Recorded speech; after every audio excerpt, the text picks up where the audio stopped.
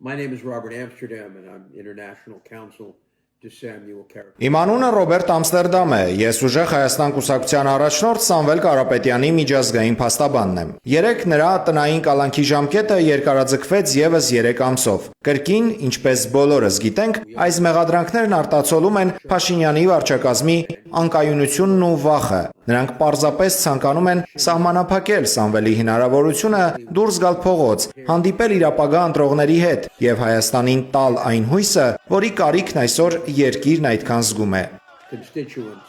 and provide Armenia with the hope it so desperately needs. 15 more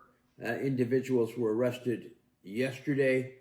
Երեք դատարանի շենքի մոտ ձերբակալվել է ավելի քան 15 անձ, դրանից առաջ խուզարկել էին եւս 14-15 հոգու։ Եկեք նաեւ հստակ արձանագրենք, ընդդիմության առաջնորդը չի կարող նախընտրական քարոզարշավ անել եւս 90 օր, ինչը փաստացի նրան մեկուսացնում է պայքարից, թեև բարեբախտաբար նրա անունից բազմաթիվ նվիրյալ մարդիկ եւ համակիրներ կշարունակեն քարոզչությունը։ Will be campaigning.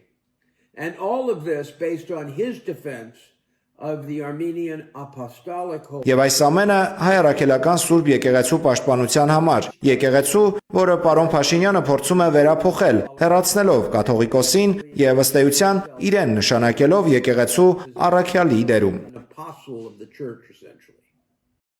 Թույլ տվեք հստակ լինել։ Փաշինյանի կողմից ուժեղ Հայաստանի շուրջ կեղծ թեզեր են հյուսվում, քանի որ նա ամեն գնով փորձում է օգտագործել պետական ռեսուրսները սեփական ընտրական պարտությունից փրկվելու համար։ Նա պատրաստվում է համակցել վարչական ռեսուրսների չարաշահումը, ներգրավելով ոստիկանությանը եւ բոլոր հնարավոր օղակները, իսկ հետո պարզապես փորձելու է սպիտակեցնել կատարվածը։ Նա չարաշահում է վարչական լծակները, ներգրավում ոստիկանությանը, իսկ հետո փորձում այդ ամենը ներկայացնել որպես ժողովրդավարություն, Եվրամիության լուռ համաձայնությամբ։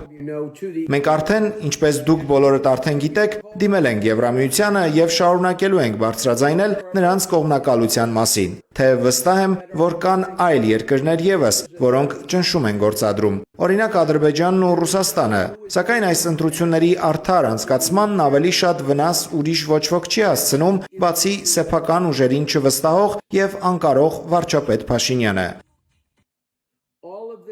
Այս խայտառակ վարքագիծը միջազգային հանրության կողմից պետք է խստորեն դատապարտվի, այլ ոչ թե քողարկվի ու խրախուսվի։ Մենք այս ուղերձը կհասցնենք Վաշինգտոն ու Բրյուսել, իսկ Հայաստանի քաղաքացիներին կոչ եմ անում ընտրության օրը գնալ եւ քվեով հեռացնել անպատասխանատու ղեկավարին։